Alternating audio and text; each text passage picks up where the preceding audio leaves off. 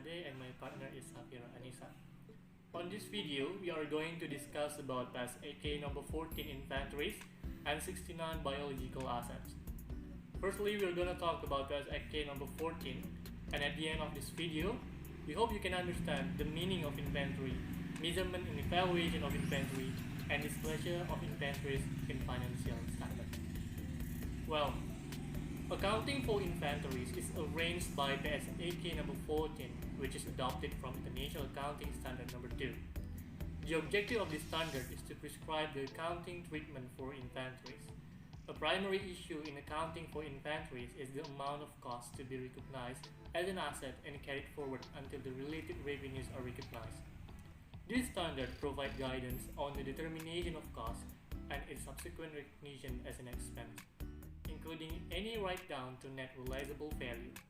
It also provides guidance on the cost formulas that are used to assign costs to inventories. The scope of PSAK number 14.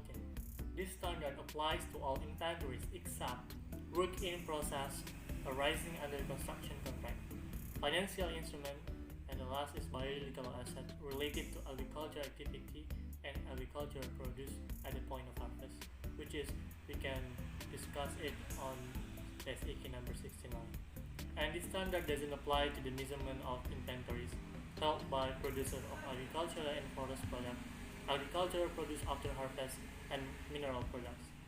And the last, commodity broker trader who measure their inventories at fair value less cost to sell. Broker traders are those who buy or sell commodities for others or on their own account. There are several definitions within this statement. This statement defines inventories as assets that are either held for sale in the ordinary course of business. So if you occasionally sell some piece of your property, plant, equipment, some machine or a car, it would not belong to inventories because occasional sale is not the ordinary course of business. Then inventories are assets in the process of production for such a sale, and inventories are also assets in the form of materials or supplies to be consumed in the production process or in the rendering of service. So in classifying your inventories, you should focus on their purpose. What can you consider inventories?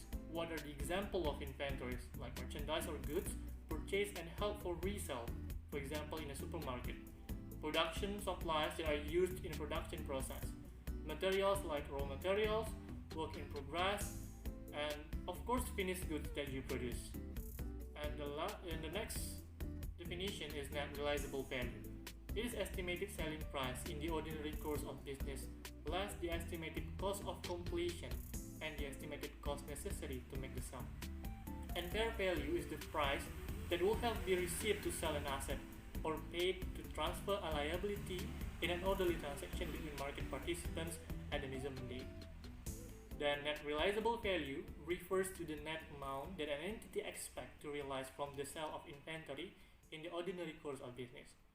Meanwhile, fair value reflects the price at which an orderly transaction to sell the same inventory in the principal market for that inventory will take place between market participants at the measurement date. For all those items that are classified as inventory, we need to apply PSAK number 14. How should we measure inventories? Well, the basic measurement rule is to measure inventories at lower of cost and net realizable value. Let's take a look at the cost of inventories. It consists of three elements. Number one, cost of purchase, and here we include purchase price, import duties and other taxes, those subsequently recoverable by the entity from taxing authority, transport, handling and other costs directly attributable to the acquisition of finished goods, material and services. Trade discount, rebate and other similar items are deducted in determining the cost of purchase. Second one, cost of conversion. The cost of conversion of inventories include costs directly related to the units of production, such as direct labor, direct material. They also include systematic allocation of fixed and variable production overhead that are incurred in converting materials into finished goods. Fixed production overhead are those indirect costs of production that remain relatively constant regardless of the volume of production, such as depreciation and maintenance of factory buildings and equipment, and the cost of factory management and administration. Meanwhile, variable production overhead are those indirect costs of production that vary directly or nearly directly with the volume of production, such as indirect material and indirect labor. The last one is other costs. Other costs are included in the cost of inventories only to the extent that they are incurred in bringing the inventories to their present location and condition. For example of this cost, it may be appropriate to include non-production overhead or the cost of designing product for specific customer in the cost of inventory. Example of costs excluded from the cost of inventories and recognized as expense in the period in which they are incurred are abnormal amounts of waste material, labor or other production costs. Storage costs, unless those costs are necessary in the production process before a further production stage. The third, administrative overhead that do not contribute to bringing inventories to their present location and condition. And the last one is selling costs. Technique for the measurement of costs. Techniques for the measurement of the cost of inventory, such as the standard cost method or the retail method, may be used for convenience if the result approximate cost. Standard costs take into account normal level of material and supplies, labor, efficiency, and capacity utilization. They are regularly reviewed and, if necessary, revised in the light of current conditions. The retail method is often used in the retail industry for measuring inventories of large number of rapidly changing items with similar margin, for which it is impracticable to use other costing method. The cost of the inventory is determined by reducing the sales value of the inventory by the appropriate percentage gross margin. The percentage used takes into consideration inventory that has been marked down to below its original selling price. An average percentage for each retail department is often used. The cost of inventories of items that are not ordinarily interchangeable and goods or services produced and segregated for specific project shall be assigned by using specific identification method. What is specific identification? It means that specific costs are attributed to identified items of inventory. This is the appropriate treatment for items that are segregated for a specific project, regardless of whether they have been bought or produced. However, specific identification of costs is inappropriate when there are a large number of items of inventory that are ordinarily interchangeable.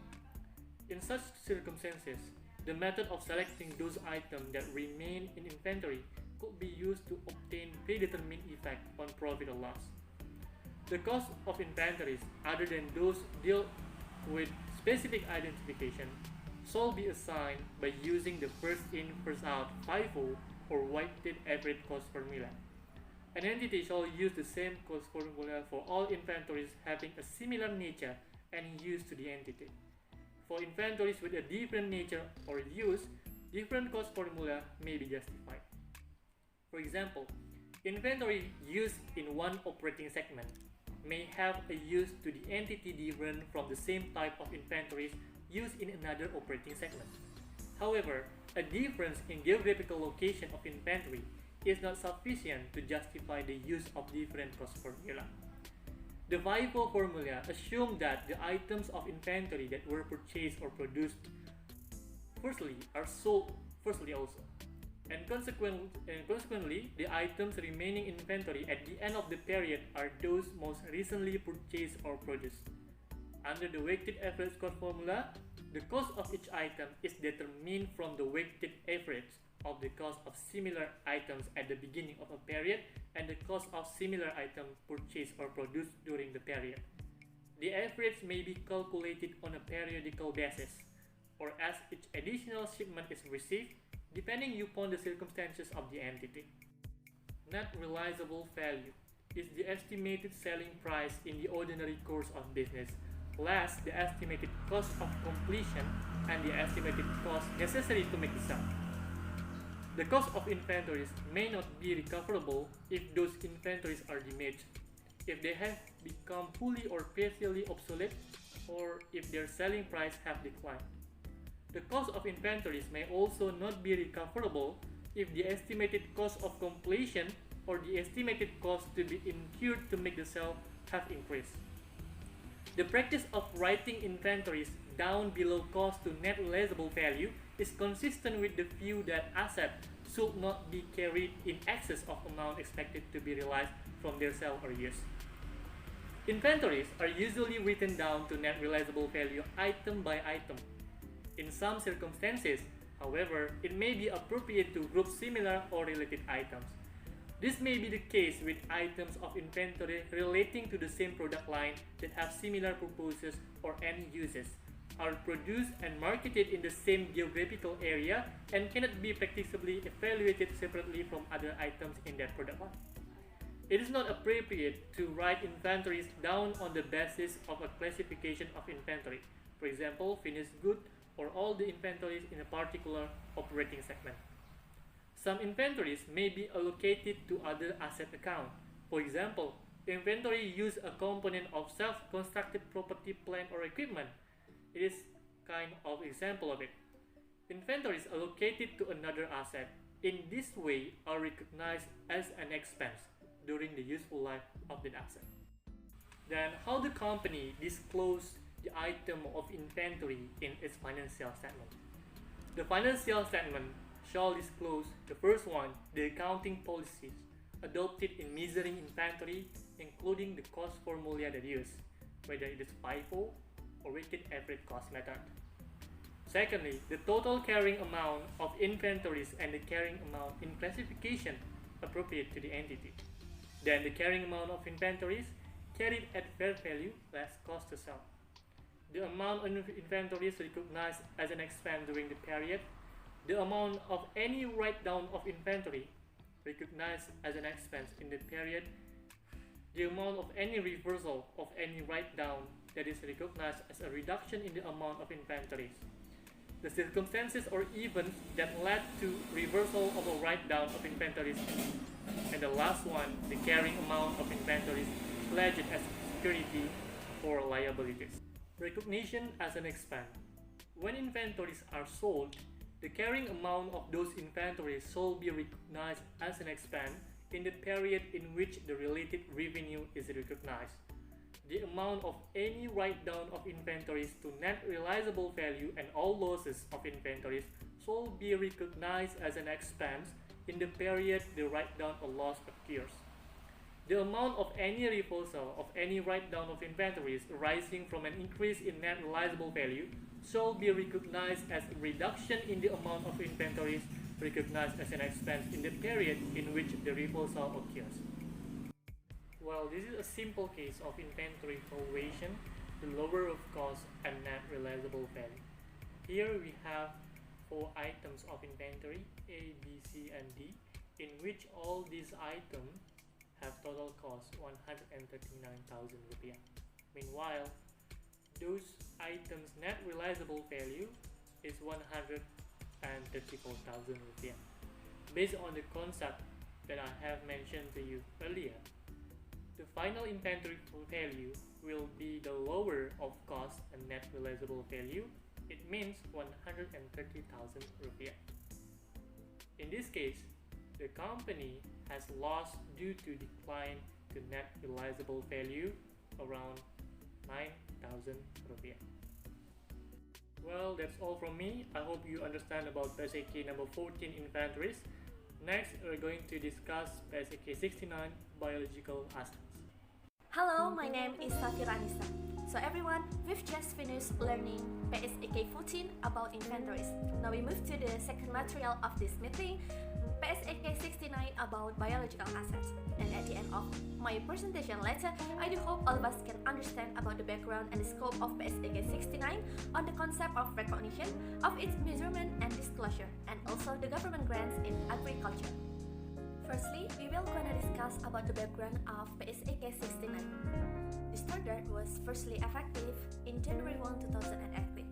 Actually, this standard was an adoption from IAS or International Accounting Standard number 41. IAS number 41 became effective for the first time in January 2016. From this slide, we can see the milestone from the very first beginning IAS number 41 was issued, that is in February 2001. Then it is amended in 2014 until in 2015 ED PSAK 69 was issued. So in the later discussion, we will use the IAS number 41 and PSAK number 69 in biological assets material. Now we're going to discuss about the objective of this standard.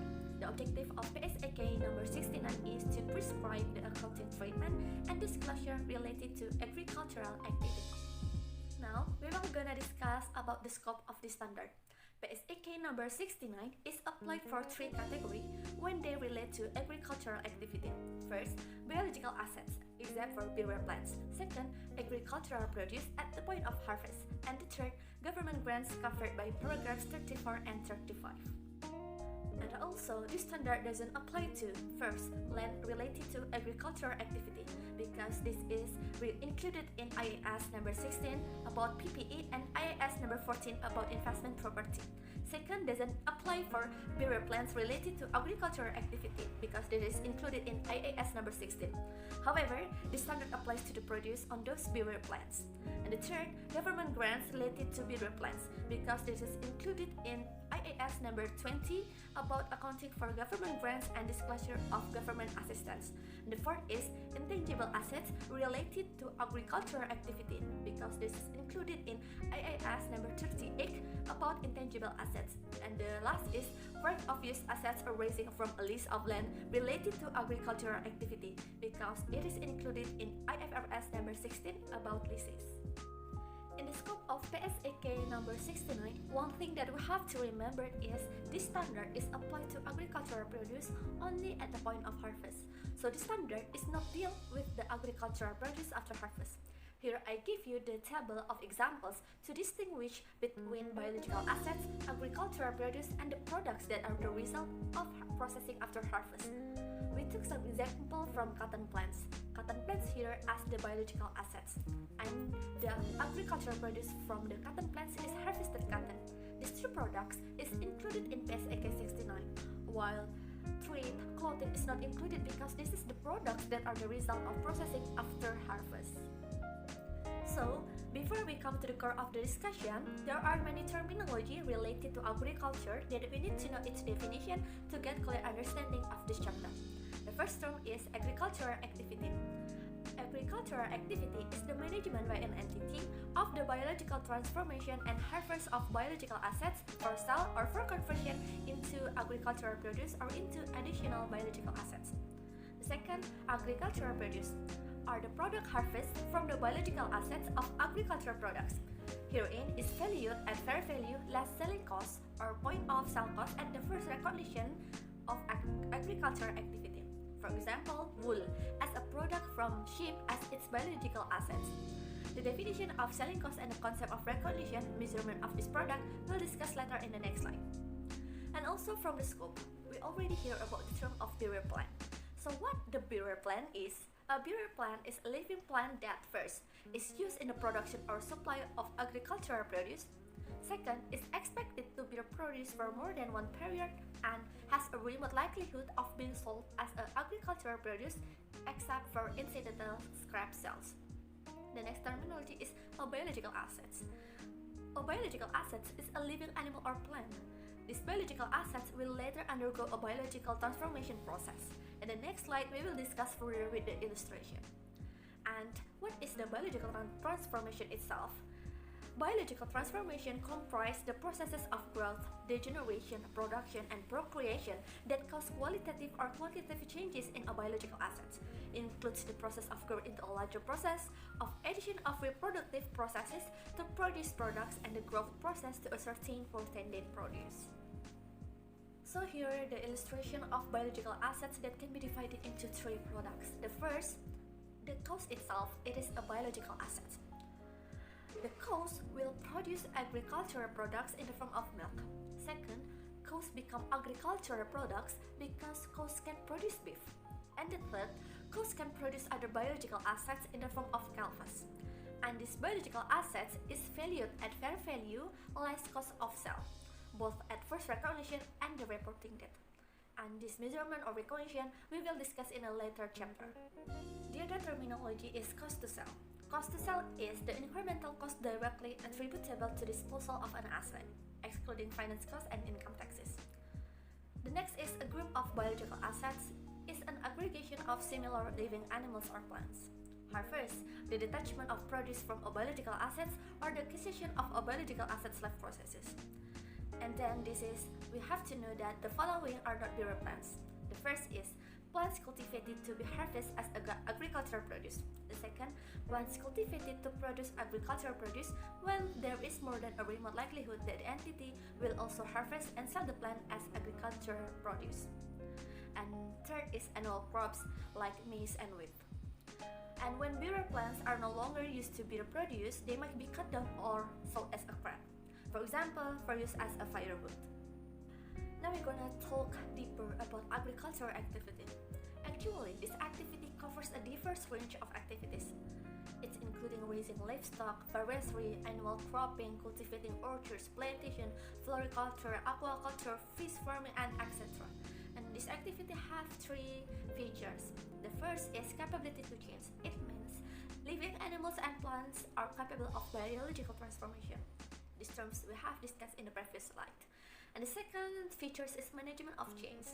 It means management facilitates biological transformation by enhancing or at least stabilizing conditions necessary for the process to take place, like nutrient levels, moisture, temperature, and like. And such management distinguishes agricultural activity from other activities. Like harvesting is not agricultural activity, actually the harvesting from unmanaged sources. And the second features is measurement of genes. The genes in a quality like genetic merit, density, ripeness, fat cover, protein content, and fiber strength, or quantity like progeny, weight, cubic meters, fiber length or diameter, and number of buds, brought about by biological transformation or harvest is measured as monitored as a routine management function. And actually, biological transformation results in the following types of outcomes. The first outcomes is asset changes through, first, growth. It is mean there is an increase in quantity or improvement in a quality of animal or plant. Second, degeneration. It is mean a decrease in the quantity or deterioration in quality of an animal or plants. And the third is procreation. It means the creation of additional living animals or plants. And the second outcomes is the production of agricultural produce such as latex, tea, leaf, wool, and milk. So before we come to the discussion of recognition and measurement, I would like to make it clear about these two terminology about carrying amount and fair value, because the two terminology will often appear in our later discussion.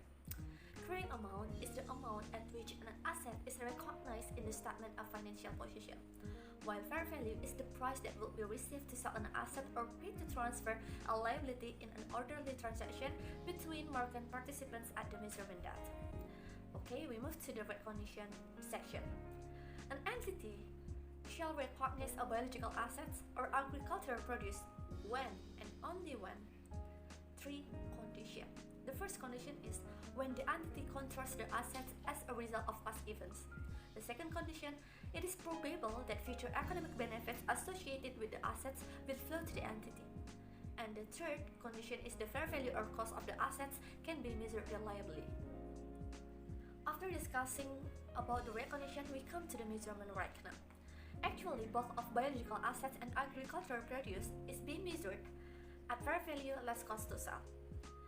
But the difference is in the time of the measurement.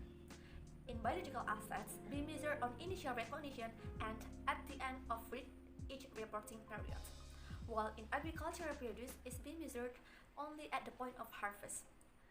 And the fair value measurement of a biological assets or agricultural produce may be facilitated by grouping biological assets to significant attributes, for example, by age or quality. Now we come to the discussion of recognition gains and losses. Actually, both of biological assets and agricultural produce record its gain or loss arising on initial recognition at fair value less cost to sell, and shall be included in profit or loss for the period in which it arises. We can see in the biological assets gain and losses in paragraph 26 and the explanation in paragraph 27. And for agricultural produce gains and losses, we can see in paragraph 28 and the explanation in paragraph 29. All of our previous discussion is in assumption that fair value can be measured reliably. So how if the fair value cannot be measured reliably? Actually, the assumption that fair value can be measured reliably can be reputed only on initial recognition for a biological asset for which quoted market prices are not available and for which alternative fair value measurements are determined to be clearly unreliable. Actually, if there is a case right here, the paragraph 30 has a solution for this case. A biological asset shall be measured at its cost less any accumulated depreciation and any accumulated impairment losses.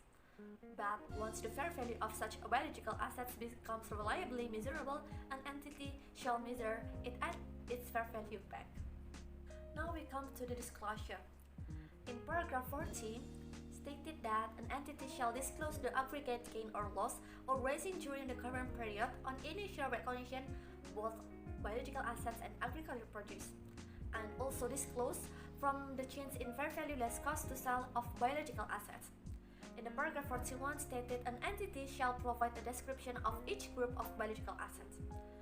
And then in paragraph 46 stated, if not disclosed elsewhere in information published with the financial statement, an entity shall describe two statements. The first is the nature of its activities involving each group of biological assets, and second, non-financial measures or estimates of the physical quantities. This measurement have to prove the first is each group of the entity's biological assets at the end of the period and the output of agricultural produce during the period. And in paragraph 49, there stated that an entity shall disclose first the existent and carrying amounts of biological assets, the second the amount of commitment for the development or acquisition of biological assets, and the third is about the financial risk management strategies related to agricultural activity. After preparing the disclosure, an entity shall present a reconciliation also. This reconciliation includes the changes in the carrying amount of biological assets between the beginning and at the end of the current period. In the reconciliation shall include first, the gain or loss arising from changes in fair value less cost to sell, second, increases due to purchases, third, decreases attributable to sales and biological assets classified as held for sale, fourth, decreases due to harvest, fifth, increasing resulting from business combination, and then next, net exchange differences arising on the translation of financial statement into a different presentation currency and on the translation of foreign operation into the presentation currency of the reporting entity, and other changes. The previous explanation is for biological assets which has a reliable fair value. So how about the biological assets which its fair value cannot be measured reliably? The first, we can describe the biological assets that cannot be measured reliably. The second, the explanation of the reason for which fair value cannot be measured reliably. The third, if possible, the range of estimates within which fair value is highly likely to lie. And next, the depreciation method used, and then the useful lives or the depreciation rate used, and the last is the gross carrying amount and the accumulated depreciation at the beginning and at the end of the period. Now we're going to discuss about the additional disclosure for biological assets where fair value cannot be measured reliably. We're going to discuss about paragraph 55 and paragraph 56 that related to paragraph 50. Some of you may be questioning about what about the impairment loss, the reversal of the impairment loss and the depreciation that usually occurs in entity. Well, we must still disclose it and reconcile it to profit and loss. It is stated in paragraph 55. And also in paragraph 56, if the fair value becomes reliably measurable during the current period, an entity shall disclose for those biological assets. The first is a description of the biological assets, an explanation of why fair value has become reliably measurable and the effect of the change. And then also related to the government grants that we will gonna discuss in the next chapter. The additional disclosure is about when the entity shall disclose the agriculture activity. The first is the nature and extent of government grants, the second, unfulfilled condition and other contingencies, and the third, significant decreases expected in the level of government grants. And this is the last one material in PSAK 69, namely government grants. We often discuss or hear news about government grants in agriculture, right? And actually, the terms and conditions of this government grant vary. There are grants with condition and also grants without condition, or here we call as unconditional grants. In paragraph 34, we can see about the first type of grants, that is unconditional grants. For the unconditional grants, if related to biological assets, it is measured at fair value less cost to sell. That value should be recognized in profit or loss when and only when the grant becomes receivable. So why do these grants become receivable? Receivable here as a compensation for expenses or losses that have occurred in the previous period. Then what about the recognition? The grant must be recognized in profit or loss in the period only when the grant becomes a receivable. And then about the disclosure, should it be done? Yes, of course, disclosure must be made, and the disclosure includes three things. The first, entity must disclose the nature and scope of government grants recognized in the financial statement. The second, unfulfilled condition and other contingencies attached to the government grants. And the third, the significant reduction expected in the amount of government grants. The second type of grants in paragraph 35, that is conditional grants. For example of this grant, the government provides a grant and register an entity to carry out the agricultural activities in a certain location for 5 years, and the entity must return all its grants. If the entity carries out agricultural activities for a period of less than 5 years, the second example is, for example, the terms of the grant allow a portion of the grant to be retained even though it is past the due date, the entity is obliged to recognize that share in a profit or loss. For the example, the first case, that a grant that is fully funded, the grant is not recognized in profit or loss until the period has elapsed. For the second cases, where the entity is allowed to retain part of the portion, the entity shall recognize that share in profit or loss. Now here the case related to agricultural accounting at net realizable value. Bancroft Dairy produced milk for sale to local cheese makers. Bancroft began operation on January 2015 by purchasing 420 milking cows for 460,000. Bancroft provide the following information related to milking cows. So this is the table included the following information of milking cows. The first, we list about the carrying value on January 1, 2015, that is 460,000, and then we add the change in fair value due to growth and price changes as much 35,000, and also every harvest there must be the decreasing in fair value due to harvest as much 1,200 as a deduction. So between change in fair value and decrease in fair value, we get the change in carrying value as much 33,800. Then we add with the first carrying value in January 1, 2015. Next we get the ending carrying value, that is 493,900. Actually, the carrying value is measured at fair value less cost to sell, or we call that realizable value. The fair value of milking cows is determined based on market prices of livestock of similar age, breed, or genetic merit. And then also the information about milk harvested during January as much 36,000. And then if we want to make the journal entry to record the change in carrying value of the milking cows, we debited biological asset or milking cows and credited unrealized holding gain or loss or income. The biological assets or milking cows reported on the statement of financial position as a non-current asset at fair value less cost to sell or realizable value, while unrealized holding gain or loss reported as other income and expense on the income statement. The next example of journal, if you want to record the milk harvested for the month of January, this information is included in the table in the last of the table. We debited inventory or milk and credited unrealized holding gain or loss as much 36,000. And assuming that in January the milk harvested was sold to a local cheese maker for 38,500. Bancroft records the sale as follows. We debited cash and sales revenue as much 38,500, and also debited cost of goods sold and credit inventory milk as much the 36,000, as much this amount is the amount that the milk harvested in January 2015. So we can conclude that is we can get a gain as much 2,500 from this journal. Okay everyone, I think that's all from me about PSAK number 69 biological assets. I hope all of you can understand about this material. Thank you for watching and see you.